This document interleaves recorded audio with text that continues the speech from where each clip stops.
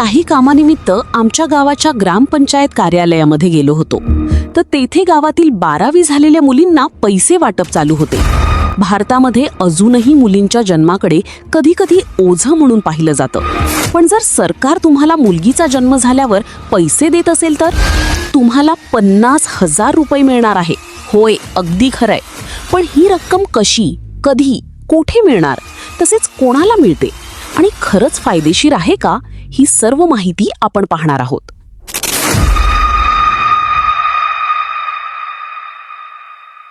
नमस्कार मित्रांनो. ज्या मुलींचा जन्म 1 जून 2016 किंवा त्यानंतर जन्म झालेल्या मुलींना या योजनेचा लाभ घेता येईल. मुलींच्या जन्माला प्रोत्साहन देण्यासाठी आणि त्यांचं शिक्षण सुधारण्यासाठी सुरू करण्यात आली आहे. या योजनेअंतर्गत मुलीच्या जन्मापासून ते शिक्षणापर्यंत टप्प्याटप्प्याने आर्थिक मदत दिली जाते. एकूण लाभ साधारण 50,000 रुपयापर्यंत जाऊ शकतो. राज्यानुसार बदल होऊ शकतो. ही रक्कम कमी जास्त असू शकते. ही योजना मुख्यमंत्री राजश्री योजना या नावाने चालू आहे.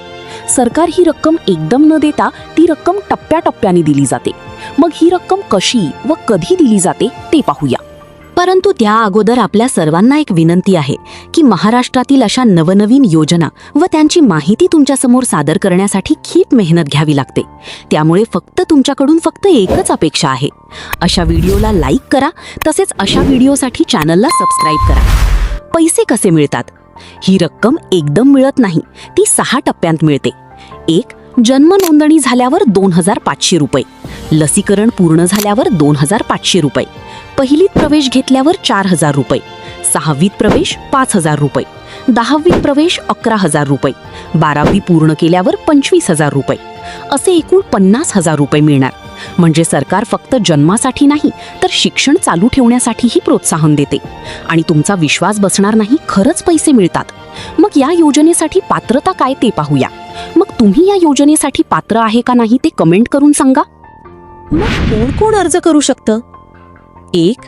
मुलगी भारतीय म्हणजे महाराष्ट्र रहिवासी नागरिक असावी. 2. कुटुंबातील पहिल्या 2 मुलींनाच लाभ. 3. पालकांचे आधार कार्ड व बँक खाते आवश्यक. 4. मुलीचा जन्म सरकारी रुग्णालयात किंवा नोंदणीकृत ठिकाणी असावा. 5. काही राज्यांमध्ये आर्थिक मर्यादा म्हणजे इन्कम लिमिट लागू असते. ही पात्रता जर तुमच्याकडे असेल तर पुढील कागदपत्रे तयार ठेवावीत. आवश्यक कागदपत्रे: 1. मुलीचा जन्म दाखला. 2. पालकांचे आधार कार्ड. 3. Bank passbook. 4. रहिवासी दाखला. 5. उत्पन्न प्रमाणपत्र जर लागू असेल तर. 6. लसीकरण प्रमाणपत्र. ही कागदपत्रे तयार असतील तर आता सर्वात महत्त्वाचा भाग, अर्ज कसा करायचा. अर्ज कसा करावा? स्टेप 1.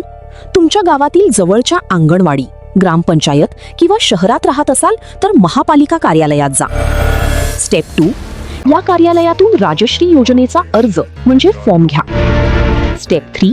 या अर्जातील विचारलेली माहिती व्यवस्थित भरा. स्टेप 4. अर्ज भरून झाल्यावर सर्व कागदपत्रे जोडून तो तुमच्या जवळच्या अंगणवाडी, ग्रामपंचायत किंवा शहरात फॉर्म सबमिट करा. मुख्यमंत्री राजश्री योजना ही एक चांगली सुरुवात आहे. पण खरी बदल घडवण्यासाठी फक्त पैसे नाही तर समाजाची मानसिकता बदलणंही तितकंच महत्त्वाचं आहे. So instinctive and so passionate. Every word I move so descriptive like an adjective. I got a vendetta against people who patent it. Being negative when you should be getting after it. I got facts over tracks. Isn't that spitting slow, spitting fast? I could roast, I could gas. Think I'm okay at last, but I don't know if that can erase all the